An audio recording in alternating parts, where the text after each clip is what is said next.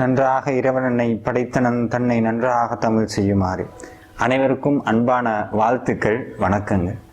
இன்னைக்கு நம்ம பார்க்க போகிற தலைப்பு கொஞ்சம் வித்தியாசமானதும் கொஞ்சம் ஆர்வமான தலைப்பு. ஏன்னா பொதுவாக எல்லாரும் பண்ணுறது டீ குடி தியானம். இந்த பேரை நிறைய பேர் கேட்டிருப்பீங்க. ஆனால் சில பேருக்கு சிரிப்பு வரும், சார் டீ குடி தியானம்னு என்ன சார், நாங்கள் டீயே குடித்தது இல்லையா அப்படின்னு. ஆனால் அதில் ஒரு இது இருக்குது, நான் உங்களுக்கு சொல்கிறேன். என்னன்னா, ஒரு மனிதர்கள் 3 விதமாக வாழ்கிறாங்க. என்னன்னா, என் முடிவு மொத்தமும் எதை நோக்கி இருக்கும்னா, ஒன்று இறந்த காலத்து இருக்கும், இல்லைன்னா என்ன ஆகும்னா எதிர்காலத்தை நோக்கி இருக்கும். நிகழ்காலத்தை நிறையா பேர் விட்டுடுறாங்க.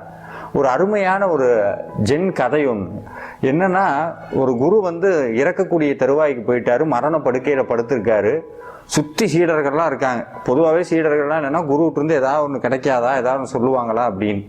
இப்போ குரு வேற இறக்குற கண்டிஷனுக்கு வந்துட்டார். கண்டிப்பாக ஏதோ ஒரு பெரிய ரகசியத்தை சொல்லி கொடுத்துட்டு போவார் அப்படின்னு சொல்லி இந்த சீடர் பூரா காத்திருக்கிறாங்க, ஏதாவது சொல்லுவார். அவர் எதுவும் சொன்னவாறு இல்லை, அவர் அப்படியே இறக்குற கண்டிஷனுக்கு போயிட்டார். அப்போ அங்கேருந்து ஒரு சீடர் என்ன பண்ணுறாரு, அவருக்கு பிடிச்ச திராட்சை கொலையை கழுவி கொண்டு வந்து கொடுக்குறாரு யார்கிட்ட, இந்த குருவிட்ட. குரு என்ன பண்ணுறாரு, அந்த திராட்சையை சாப்பிட்டதுக்கப்புறம், நல்லா சாப்பிட்டு முடிச்சதுக்கப்புறம் இந்த சீடர்கள்லாம் ஒன்று எதிர்பார்க்குறாங்க, கண்டிப்பாக இந்த தடவை குரு ஏதோ நம்மளுக்கு சொல்லுவார் அப்படின்னு. அப்பவும் எதுவும் சொல்லலை. அப்போ எல்லாரும் குருவை போட்டு உலுக்கி கேட்குறாங்க, ஏதாவது ஒரு 2 வார்த்தை சொல்லுங்க குருவே, எங்களுக்கு ஒரு ரகசியத்தை சொல்லி கொடுங்க. அவர் ஒரு வார்த்தை சொல்கிறாரு பாருங்க, திராட்சை நன்றாக இனிப்பாக இருந்தது, இறந்துடுறாரு. இது என்ன சார், இதில் என்ன இருக்க போகுது? கதை ரொம்ப சாதாரணமாக இருக்கு, ஆனால் அதுக்குள்ள ஒரு பெரிய இது இருக்கு பாருங்க. சாகர தருவாயில் ஒரு மனுஷனுடைய உச்சகட்ட இழப்புங்கிறது மரணம் சார். அந்த மரணத்தில் கூடி நிகழ்காலத்தில் தான் அனுபவித்த திராட்சையை பற்றி ஒருத்தர் சிந்திக்கிறாருன்னா எப்படி அவரோட தெளிவு இருந்திருக்குன்னு மட்டும் பாருங்க. ஏன் இதை நான் நிகழ்காலத்தில் வாழணும்னு சொல்றேன்னா, நம்மளுக்கு பல பேர்த்துக்கு இருக்க மிகப்பெரிய 2 நோய்கள் என்னன்னா, ஒன்று ஸ்ட்ரெஸ், இன்னொன்று பயம். இது 2ம் இல்லைன்னா மனுஷன் ரொம்ப சந்தோஷமா இருப்பான் சார். இன்னைக்கு நிறைய மெடிக்கல் தான் சொல்லுது, இந்தந்த வியாதி ஸ்ட்ரெஸ்னால வருது, இந்தந்த வியாதி பயத்தினால வருதுன்னு. இது ஏன் வருதுன்னா, ஸ்ட்ரெஸ் எங்கிருந்து வரும்னா, இறந்த காலத்து கூடிய எண்ணத்திலிருந்து ஸ்ட்ரெஸ் வருது, எதிர்காலத்தை நோக்கி எண்ணங்கினால் பயம் வருது. இந்த 2ம் தான் மனுஷனுக்கு மிகப்பெரிய வியாதி. அப்போ இதுலேருந்து எப்படி விடுபடுவது அப்படின்னா, இந்த சைனா ஆகட்டும், இல்லை நம்மளுடைய இந்திய பாரம்பரிய சித்த புருஷர்கள் எல்லாம் நிறைய இடத்துல போய் நிறையா விஷயம் சொல்லி கொடுத்தாங்க. ஆனால் நம்மளுக்கு நிறைய ஆகப்பட்டோன்னு சொல்லி கொடுத்தாங்க. சைனா மித்த நாட்டுக்கெல்லாம் ஒவ்வொன்றும் கிள்ளி கொடுத்தாங்க, நம்மளுக்கு அள்ளி கொடுத்தாங்க. நம்ம எல்லாத்தையும் விட்டுட்டோம். அவன் கிள்ளி கொடுத்ததில் ஒன்று தெளிவாக பிடிச்சிக்கிட்டான். உங்களுக்கு நல்லா தெரியும், 7ஆம் அறிவில் போதி தர்மம் மூலமாக இன்னைக்கு சைனாவில் எப்படி இருக்காங்கன்னு. குங்ஃபு எல்லா கடையும் அவர் கொடுத்தது தான். அதில் ஒரு பெஸ்ட் இதுதான் என்னன்னு பார்த்தீங்கன்னா, இந்த டீ குடி தியானம். இந்த டீ குடி தியானம்னா உடனே போதி தர்ம டீ குடிச்சாரான்லாம் நம்ம தேடக்கூடாது. இதில் ஒரு பெரிய சூட்சுமம் இருக்குது அந்த மெத்தட். டீ குடி தியானம்னா என்னன்னா, நீங்கள் போய் கேன்டீனில் இல்லை நம்ம வீட்டில் போய் உட்காந்து ஒரு டம்ளர் டீ யாருக்காவது கொடுத்து பாருங்களேன். டீ அவங்க தான் குடிப்பாங்க. ஆனால் என்னன்னா, டீ குடிச்சிக்கிட்டு இருக்கும்போதே அவன் வீட்டில் இருக்க மாட்டான், எங்கேயாவது பஸ்ஸில் போயிட்டு இருப்பான். பஸ்ஸில் கடையில் என்ன இருக்குது, கல்லாப்பட்டியில் என்ன இருக்குது, இந்த பேர் என்னாச்சு, அங்கே அவரை பார்த்துட்டு இருந்தோமே அவர் என்னாச்சு, இதை விட நிறைய பேர் இன்னொருத்தர் இருக்கான். நம்ம டீ குடிச்சிக்கிட்டு இருக்கோமே, இவன் எதிர்த்த வீட்டுக்காரனுக்கு என்ன கிடைச்சா, என்ன குடிச்சிக்கிட்டு இருக்கானோன்னு இதுலேயே இருப்பான், அடுத்தவன் என்ன குடிச்சானோ. டீயே குடிக்க மாட்டாங்க. ஒரு சிப்பு உள்ளே போகும்போதே ஆயிரக்கணக்கான எண்ணங்களைத்தான் குடிக்கிறோம், டீ குடிப்பதில்லை. நல்லா வார்த்தையை கவனிங்க. டீ குடிக்கிறோமோ இல்லையோ, எண்ணங்களை குடித்து கொண்டிருக்கிறோம். அப்ப இந்த டீயை எப்படி ரசிச்சு குடிக்கணும்னு அழகா ஒரு டெக்னிக் இருக்கு. ஒன்றும் இல்லை சார், ஒரு டம்ளர் டீ வாங்குறோம். இந்த டீ வாங்கினதுக்கு அப்புறம் அதனுடைய நிறம், சுவை, மனம் 3 விஷயத்தையும் ஆழ்ந்து கவனிக்கணும். அப்படியே அழகா சொல்லுவார் அந்த ஜென் துறவி. முதல்ல அந்த டீயை எடுத்துட்டு போகும்போதே மூக்கு ஆக்டிவேட் ஆயிடணும். மூக்கு சார் நல்ல வாசனை. அதுக்கடுத்து உதட்டுக்கிட்ட போகும்போது இதை அப்படியே ரசிச்சு 2 உதட்டுக்கு மத்தியில் அதை சுவைச்சு குடிக்கணும். சில பேர்லாம் சாப்பாடே புல்டோசர் மாதிரி சாப்பிடுவான், எடுத்து உள்ளே போகிறதே தெரியாது. அவனுக்கெல்லாம் வயிற்றுல ஜிப்பு வச்சுருந்தா தேவலன்னு தோணும், அப்படி சாப்பிடுவாங்க. அந்த மாதிரிலாம் நிறைய பேர் இருக்கேன், நம்மளே நிறைய பேர் அப்படித்தான். அப்போ அந்த டீயை அப்படியே எடுத்து மெதுவாக உள்ள உதட்டுக்கிட்ட கொண்டு போய், சார் வேலை எவ்வளவோ எடுத்துட்டு தான் இருக்கும். உடனே நீங்கள் கேட்பீங்க, டீ எப்படியெல்லாம் குடிச்சிட்டு இருந்தால் வேலை பார்க்க முடியுமான்னு. இப்படியே தான் வேலை பார்த்துக்கிட்டே இருக்கோம். என்னத்தை சாதிச்சோம்?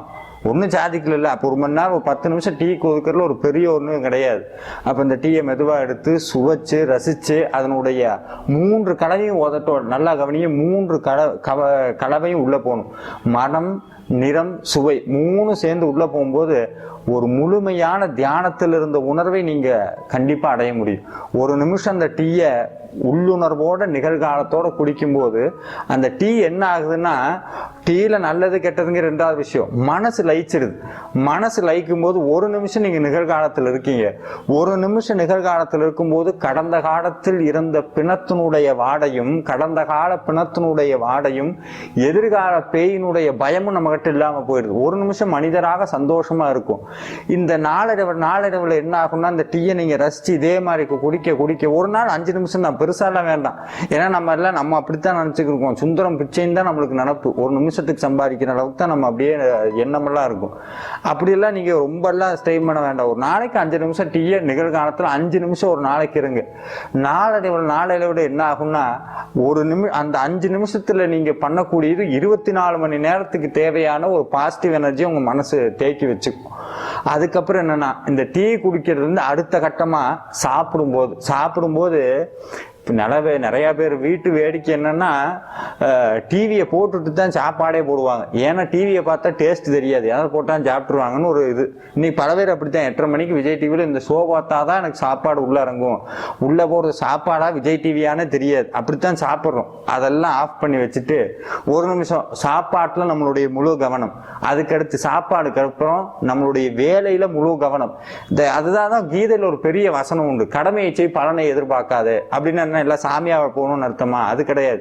அர்ஜுனன் சொல்றாரு கிருஷ்ணர், உன்னுடைய கடமையை மட்டும் செய், முழு கான்சென்ட்ரேஷன் அவர் ஒர்க். எதை செய்ய வேண்டுமோ அதை தெளிவா செய்யுங்க, நிகழ்காலத்துல செய்யுங்க.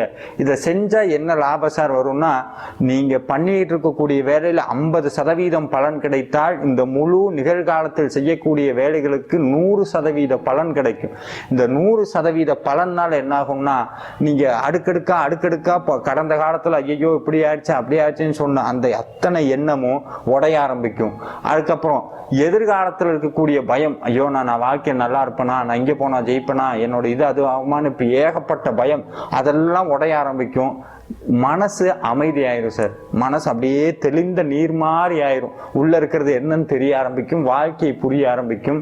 இந்த டீ குடி தியானத்தை 5 நிமிஷம் முயற்சி பண்ணி பாருங்களேன்.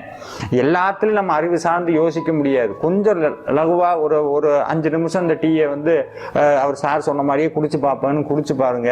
உங்களுடைய வாழ்க்கையினுடைய மிக அற்புதமான ஒரு விஷயம் புரிய ஆரம்பிக்கும்.